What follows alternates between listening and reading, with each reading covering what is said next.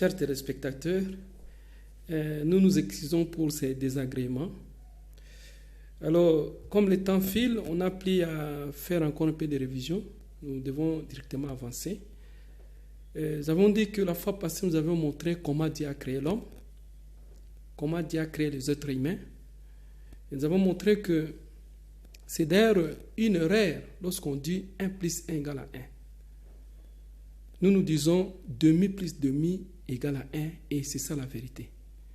Parce que s'il faut voir la manière dont Dieu a créé les êtres humains, nous allons comprendre que Dieu lui-même s'est manifesté. Dieu lui-même, l'homme, c'est l'image de Dieu.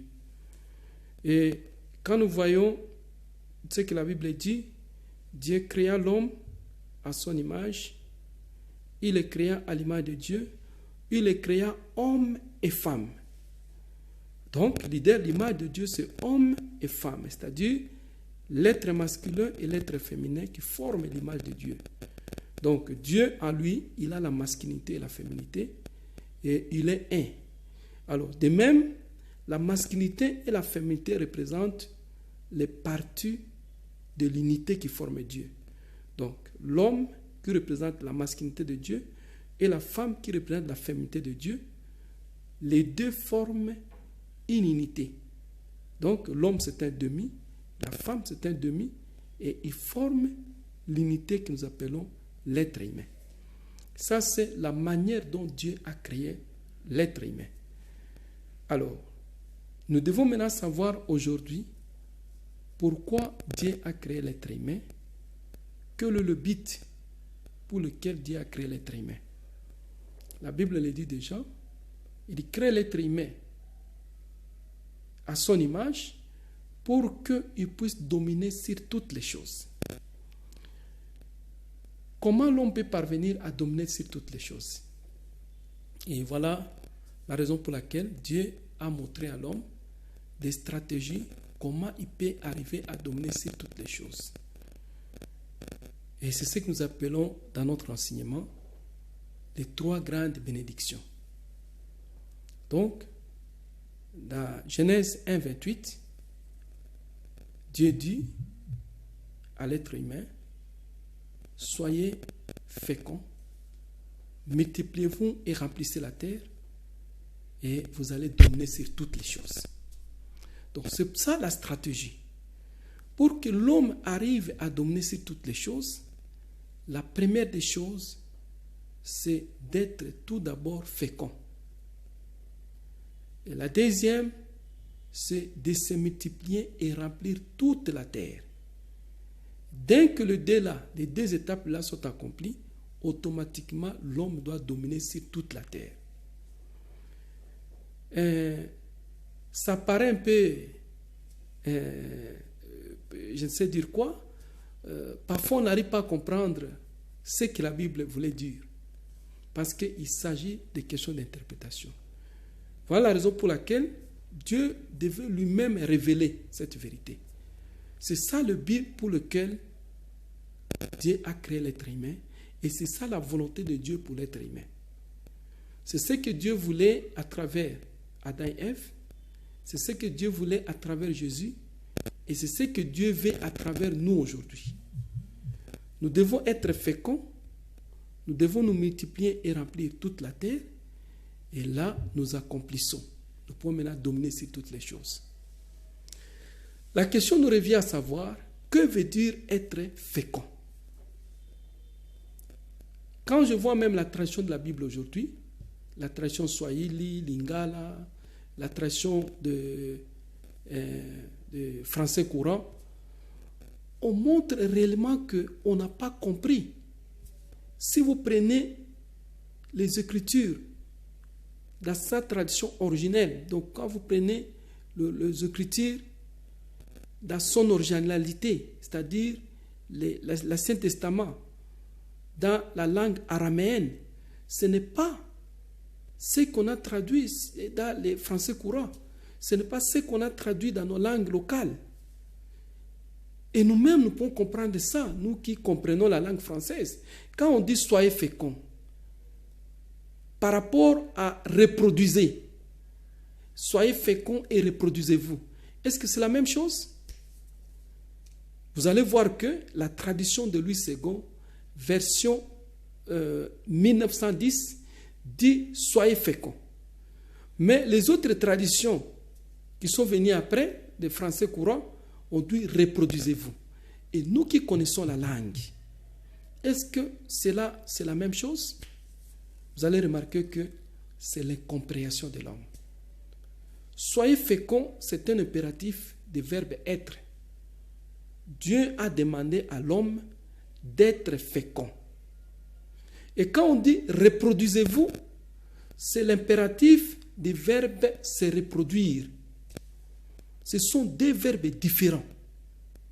Donc, être fécond, c'est atteindre une certaine, donc avoir la fécondité en soi, avoir la capacité de féconder. Et reproduisez-vous, c'est passer à l'action de se reproduire. C'est ce qui est différent. Voilà, il fallait cette révélation pour que les hommes arrivent à comprendre l'essence, le but pour lequel l'homme a été créé. Quand Dieu a dit à l'être humain, soyez féconds. Et vous allez voir, si vous allez même dans d'autres traditions de la Bible, si vous prenez la tradition de Martin, la tradition du XVIIIe siècle, vous allez voir, qu'est-ce que cette Bible dit? Donc la tradition de Martin dit, je prends ça, je pense que nous devons lire ça, ça dit exactement ce que je viens de dire. On dit croissez. Oui, ça c'est la tradition de Martin, du XVIIIe siècle, s'il vous plaît. Donc ça montre que l'homme devait avoir la capacité de féconder. Dieu a demandé à l'homme la première chose d'avoir d'abord la capacité de féconder. Et l'homme ne peut avoir cette capacité de féconder que pendant sa maturité. À d'autres termes, voilà pourquoi la tradition de Martin dit croissez. Ce sont des expressions araméennes. Croître, en d'autres termes, chez les Araméens, ils disent être fécond. C'est pourquoi, quand Dieu a dit soyez fécond, il voulait que la première chose, que l'homme puisse d'abord croître, que l'homme puisse atteindre la maturité. C'était ça la première étape, la première chose, la première stratégie pour que l'homme arrive à dominer. Il faut d'abord qu'il puisse atteindre la maturité. Et la maturité selon Dieu, ce n'est pas ce que nous croyons comme maturité aujourd'hui. Dieu a créé l'homme avec une double dimension. C'est ce qui forme la personnalité de l'homme. Il a l'esprit, il a le corps. Et quand Dieu parle de la maturité de l'être humain, Dieu voit ces deux aspects-là, la maturité spirituelle et la maturité physique. Donc Dieu peut appeler l'homme qu'il est mûr, qu'il est fécond, quand il a atteint cette double maturité. Et un homme qui a atteint cette double maturité, c'est un homme parfait. Donc Dieu, en d'autres termes, Dieu voulait que l'homme puisse atteindre la perfection. Voilà pourquoi le Seigneur Jésus, dans Matthieu 5, 48, il disait à ses disciples, comme vous me suivez, vous serez parfaits comme votre Père Céleste est parfait. Pourquoi Jésus a-t-il dit ça? Il connaissait que c'est ça la première condition. Donc, il fallait que Adam et Ève puissent atteindre leur maturité, puissent être féconds, c'est-à-dire être parfaits. Donc, atteindre la maturité à la fois physique et spirituelle. Là, ils devront passer maintenant à la deuxième étape. La deuxième étape était maintenant de se multiplier. Là, maintenant, c'est la reproduction. Après avoir atteint la maturité, on doit passer maintenant à la reproduction. Donc, on doit maintenant se multiplier. Pour être mature, pour atteindre la maturité, la condition, c'est seulement de se nourrir. Donc, on peut laisser l'enfant nu, sans être vêtu, sans quoi, mais si l'enfant seulement mange, il va croître. Donc, la condition était la nourriture. Et comme l'homme a l'esprit et le corps, la condition pour être parfait, c'était la nourriture physique et spirituelle. Et la nourriture spirituelle, nous savons, c'est le respect des commandements de Dieu. C'est la maîtrise des commandements. Donc la maîtrise de la parole de Dieu. Donc l'homme devait grandir tout en maîtrisant la parole de Dieu. Et là, il pouvait atteindre la maturité selon Dieu, donc la perfection. Mais pour se reproduire, pour se multiplier, ce n'est plus question de la nourriture. C'est la question de se mettre ensemble. Ce que nous appelons aujourd'hui dans le langage courant, les mariages. C'est-à-dire la masculinité, la partie masculine de l'homme, soit l'image masculine de Dieu devait grandir, devait croître, atteindre la maturité. L'image féminine de Dieu devait croître, atteindre la maturité. Ça, c'est la première condition. Quand toutes ces images de Dieu atteignent la maturité, devaient maintenant se mettre ensemble. Devaient maintenant s'unir pour faire le travail de Dieu. Après avoir atteint la maturité, ils devront maintenant passer pour faire le travail de Dieu. Et c'est là où ils devront se multiplier. C'est-à-dire, pour Dieu, il a fallu que l'homme atteigne la perfection pour se marier. Pour Dieu, l'homme ne peut pas se marier sans avoir atteint la perfection. C'est-à-dire, la positivité, la négativité, ou encore la masculinité, la féminité, ne peut pas se combiner, ne peut pas rester ensemble, ne peut pas se lier sans que chacune des parties atteigne la maturité. Et c'est la raison pour laquelle le monde est comme ce que nous voyons aujourd'hui. Si Adam et Ève pouvaient atteindre la maturité dans la parole de Dieu, dans la connaissance de Dieu, Adam atteint la perfection. Ève également atteint la perfection et qu'ils pouvaient s'unir. Dans ce cas, le Dieu pouvait représenter la visibilité de Dieu. C'est-à-dire, Dieu qui a la masculinité et la féminité dans l'harmonie, et la féminité, la masculinité et la féminité de Dieu dans l'harmonie devaient se manifester à travers le mariage d'Adam et Ève. Alors, étant la visibilité de Dieu, il pouvait maintenant créer. Et il pouvait avoir des enfants. Et ces enfants-là devront exactement représenter. Donc, ils devaient avoir la même qualité que les hommes que Dieu a créés. Que les temps d'Adam et Ève à la création. Donc, ils devaient être nés purs, sans péché, sans quoi. Ils devaient être appelés les enfants de Dieu. Donc, ils devaient être également les images de Dieu. Et c'est comme ça que la première famille devait se réaliser sur la terre. Et là, ça devait être la famille de Dieu. Et c'est ça le début du royaume de Dieu. Ces enfants, à leur tour, devront s'y atteindre la perfection et s'unir et former des familles. Et des familles parfaites devaient être apparues sur la terre. Et ce sont les hommes parfaits-là qui constituent ces familles-là qui devraient dominer sur toutes les choses. Ce sont ces hommes-là qui devraient maintenant accomplir la troisième bénédiction. Donc accomplir le but de la création. Donc, une famille, un monde idéal, un monde constitué des hommes parfaits, devait savoir comment gérer la création.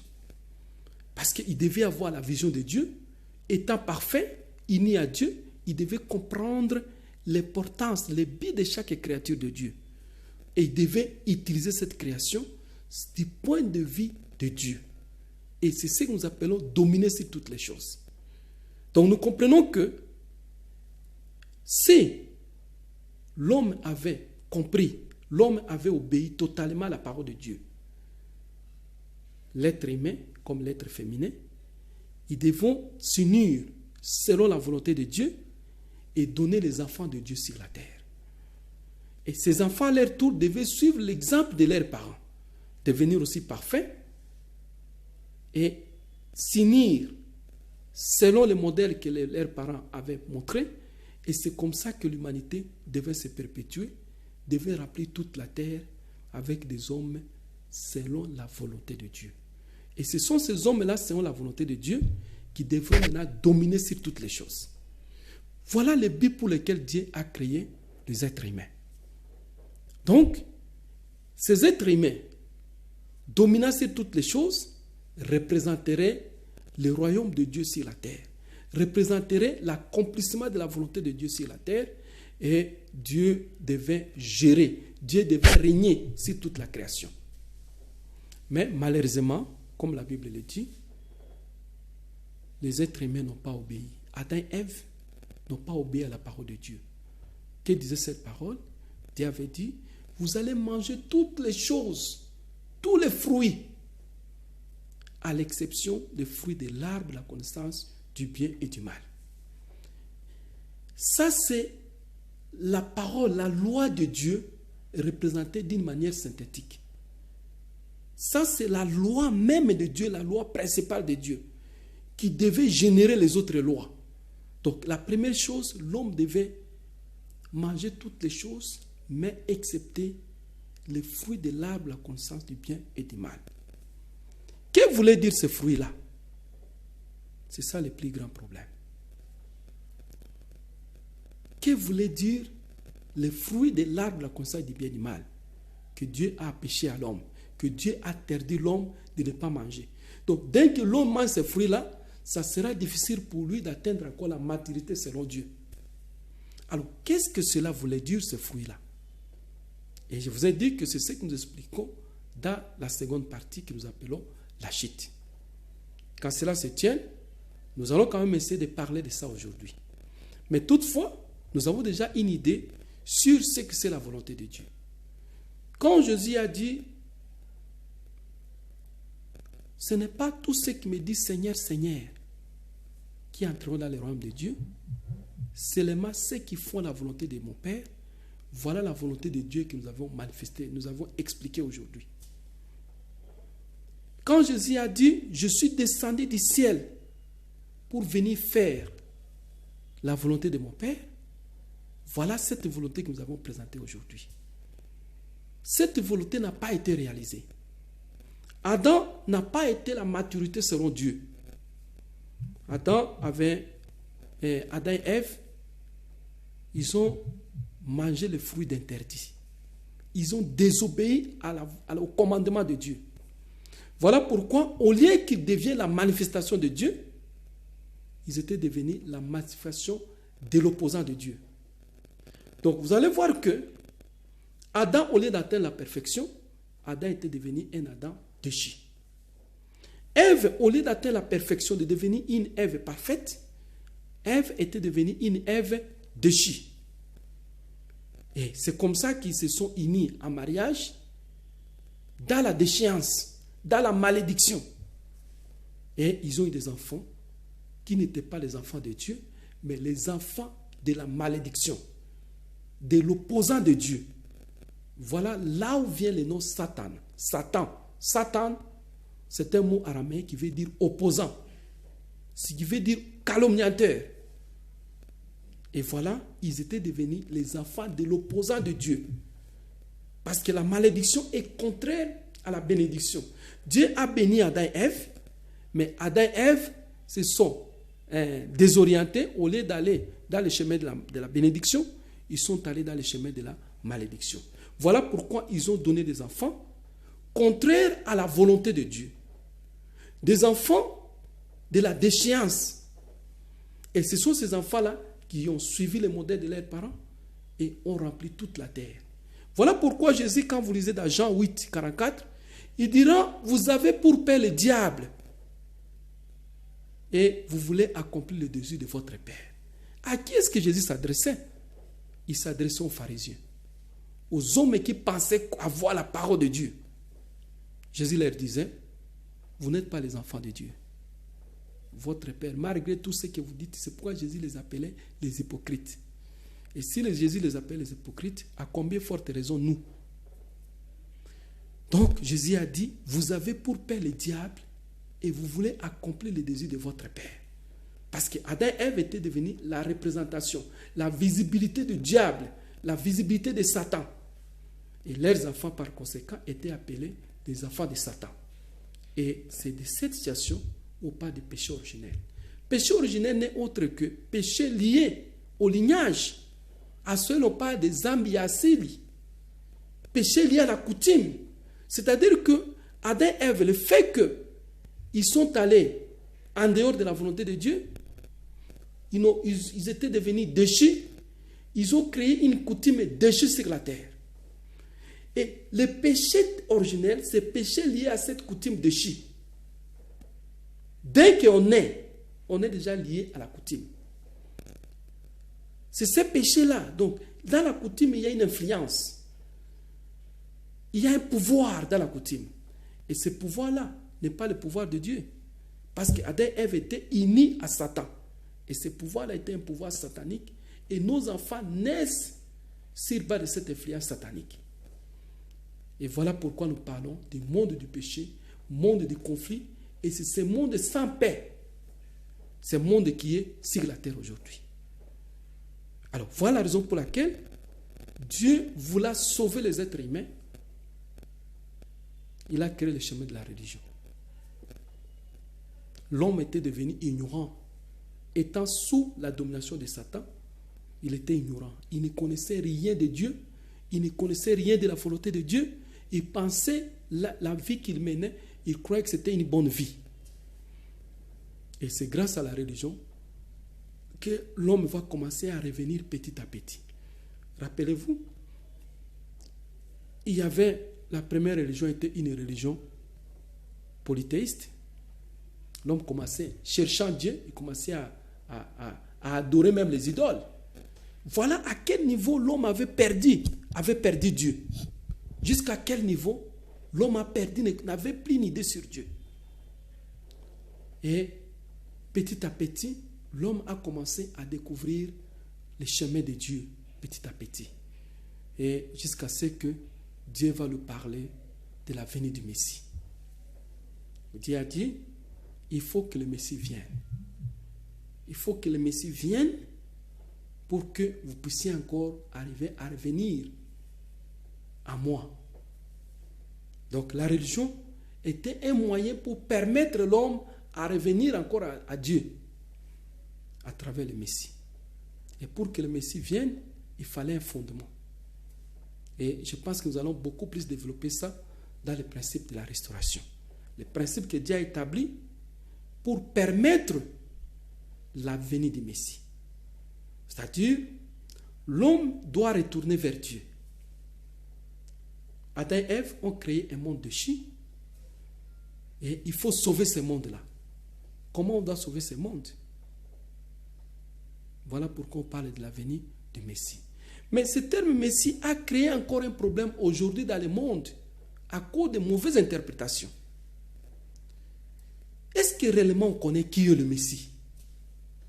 Aujourd'hui, même si nous disons que Jésus est le Messie, bien pire que nous disons Jésus-Christ. Parce que, une parenthèse, quand dans l'Ancien Testament on parle du Messie, dans le Nouveau Testament on parle de Christ. C'est le même mot. C'est le même mot. D'origine araméenne est appelé Messie. D'origine grecque est appelé Christ. Quand bien même on dit Jésus-Christ, aujourd'hui les gens disent que Jésus est Dieu. Donc on comprend normalement que on ne connaît rien de ce que la Bible nous parle, de la volonté de Dieu, de la providence de Dieu. C'est un peu, je peux vous donner un exemple, c'est un peu comme nos frères Nandais. Vous allez voir les Nandais, quand on vous donne le nom de Paluku, vous, celui qui n'est pas Nandais, il peut penser que c'est un nom tout simplement. Mais celui qui est Nandais, il va comprendre, ah, ça c'est l'aîné de la famille. Pourquoi? Parce qu'il connaît la tradition Nandais. Si quelqu'un s'appelle Paluku Kambale, automatiquement un Nandais va dire que non, celui-ci n'est pas un Nandais, il ne connaît pas. Et de même aussi dans la Bible, chez les Juifs. Quand on écrit Jésus-Christ avec trait d'union, ça montre que les gens qui ont fait cette tradition-là ne connaissaient pas la tradition juive. Ne connaissaient pas qu'est-ce que cela veut dire. Vous allez voir dans la Bible comme la tradition de Septante, qui n'est pas de Vulgate. La tradition, par exemple, la Bible, c'est la Bible de Jérusalem. Vous n'allez jamais voir on écrit Jésus-Christ, jamais. On écrit Jésus le Christ. Parce que chez les Juifs, on donne le nom de la personne suivi de ce qu'il était, de ce qu'il a fait, de son histoire. L'exemple est tel, quand on dit David le roi. On dit Moïse le libérateur. On dit Jean le Baptiste. Samuel le prophète. C'est ça la tradition juive. On ne peut pas dire David traite union roi. Non. On dit David le roi. Le roi là représente, il s'agit de quel David? Qu'est-ce que David a fait? Qu'est-ce qu'il était? C'est pourquoi quand on dit Jésus le Christ, c'est par rapport à sa mission. Mais comment quelqu'un qui est le Christ, on l'appelle encore Dieu? C'est parce qu'on ne connaît pas. Comment quelqu'un qui dit Jésus le Christ, mais on dit Jésus là est Dieu? On ne connaît pas ce que veut dire Christ. Ouais. Donc vous comprenez qu'aujourd'hui dans des églises, on fait des choses qu'on ne connaît pas. Même nous les autres ici, c'est grâce à cette révélation que nous avons découvert toutes ces vérités. Donc vous allez comprendre que nous enseignons des histoires que nous-mêmes nous ne comprenons pas. Quand on dit Jésus le Christ, c'est par rapport à sa mission. Alors, que veut dire Christ au juste? Que veut dire Messie? Le terme Messie vient des mots araméens, Machia, qui veut dire Owen. Le Messie, c'est un Owen. Et ce même terme Owen en grec, c'est Christos. Voilà pourquoi on dit Christ au Nouveau Testament. Parce que le Nouveau Testament a été écrit en grec, l'Ancien Testament a été écrit en araméen. Voilà pourquoi le mot Owen, dans l'Ancien Testament, on parle du Messie. Le mot Owen, dans le Nouveau Testament, on parle de Christ. Un Owen, chez les Juifs, c'est une personne à qui on a mis de l'huile. Oindre une personne. Et oindre une personne, c'est un rite. C'est une cérémonie d'ancétralisation. Donc, mutu akwe mwami. C'est-à-dire, quand on te met de l'huile, c'est qu'on te donne le pouvoir. On te met en position d'ancêtre. Voilà pourquoi Jésus a dit, un Messie viendra. Dieu a dit, un Messie viendra, c'est-à-dire une personne qui va prendre la position d'ancêtre. Comme Adam, qui était l'ancêtre de l'humanité, a perdu sa position, il fallait maintenant un nouvel ancêtre, un nouvel Adam. Voilà pourquoi le Messie, il est le second Adam. C'est-à-dire une personne à qui on a donné le pouvoir ancestral. Voilà pourquoi la Bible dit, pour être sauvé, il faut un Messie.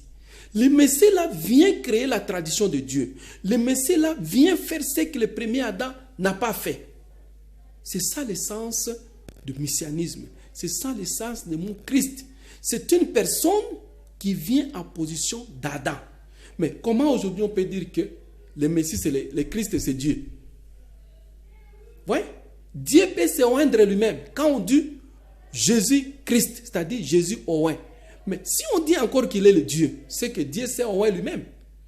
C'est ce qui ne peut pas se faire. Donc c'est une aberration. Donc on ne comprend pas le sens de ce qu'on est en train de faire. Donc nous devons comprendre aujourd'hui, voilà pourquoi cette révélation est venue. Jésus lui-même est venu expliquer les choses, vu qu'aujourd'hui les chrétiens ne le connaissent ni lui, ni sa mission. Et voilà pourquoi le monde est dans cette disette. Voilà pourquoi le monde est dans cette confusion. Alors voilà la raison pour laquelle nous intitulons cette émission La nouvelle vision du christianisme pour la paix.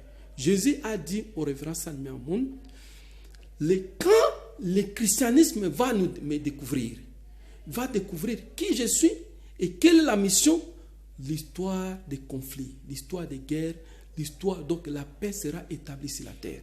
Voilà pourquoi nous sommes en train d'enseigner aujourd'hui, bien que d'une manière synthétique, la volonté de Dieu, la mission de Jésus, tout doit être au clair aujourd'hui. Le temps est venu où tout doit être expliqué clairement. Malheureusement, ici, au niveau des plateaux, on n'a pas tout le temps. Voilà pourquoi nous sommes en train de vous inviter. Pasteurs, évangélistes, et qui vous êtes, il faut venir apprendre cette vérité. On n'a pas besoin de vous prendre, de vous retenir comme membre de nos églises. Les problèmes de l'église, ce n'est pas ce qui est important. Mais nous devons, comme vous avez déjà des églises, venez vous ressourcer pour transmettre cette vérité dans le monde. Transmettez cette vérité auprès des autorités. que les gens puissent comprendre cette vérité pour que notre monde soit sauvé. Jésus est venu pour sauver. Mais si le monde demeure dans la souffrance jusqu'à aujourd'hui, c'est parce que l'humanité est rentrée dans l'ignorance. La lumière est venue dans le monde, mais le monde a préféré l'obscurité. La Bible dit, mon peuple périt par manque de connaissance. Voilà pourquoi le Messie devait amener la lumière. Malheureusement, les gens l'ont refusé. Cette lumière n'a pas été donnée. Cette lumière a été donnée en parabole. Voilà la raison pour laquelle lui-même est revenu à travers le révérend San Miaoun pour transmettre cette grande vérité. Alors, aujourd'hui, vu le temps, nous n'avions que 30 minutes. Nous terminons par là. Nous avons dit que nous avons expliqué aujourd'hui si la volonté de Dieu, le but pour lequel Dieu a créé l'être humain. Nous avons montré que l'homme devait atteindre la perfection. Après la perfection, il devait créer une famille idéale. Et après avoir mis cette famille idéale qui devait aller jusqu'à remplir toute la terre, l'homme devait dominer sur toutes les choses. Alors voilà, mes chers téléspectateurs, nous sommes à la fin de notre émission. Et nous vous rappelons que nous allons continuer cette même émission samedi à 21h jusqu'à 22h. Là, on aura un peu de temps pour développer un peu la matière. Et là, nous allons parler maintenant de la mission, donc de la chute de l'être humain. Qu'est-ce qui a fait, qu'est-ce qui est à la base des souffrances que nous avons aujourd'hui? C'est que la Bible parle des fruits de l'arbre de la connaissance du bien et du mal. Nous allons essayer d'expliquer ça prochainement. Mais du moins aujourd'hui, vous avez compris quelque chose, l'essentiel sur la volonté de Dieu, sur le but pour lequel Dieu a créé l'être humain, comment l'être humain devait dominer sur toute la chose. Vraiment, nous sommes très contents. Nous sommes convaincus que beaucoup ont suivi cette émission et qu'ils pourront encore nous suivre très prochainement. Et voilà pourquoi notre adresse, comme nous avons dit, c'est à l'entrée vers Kinyumba. Donc juste quitter le rond-point Tembuka, on entre vers Kinyumba, à gauche, première, deuxième maison. Donc derrière la station KS. Et notre numéro de téléphone, c'est 097 64 83 564. Je reprends, 097 64 83 564. Merci beaucoup. À prochainement. Dans nous apprend à nous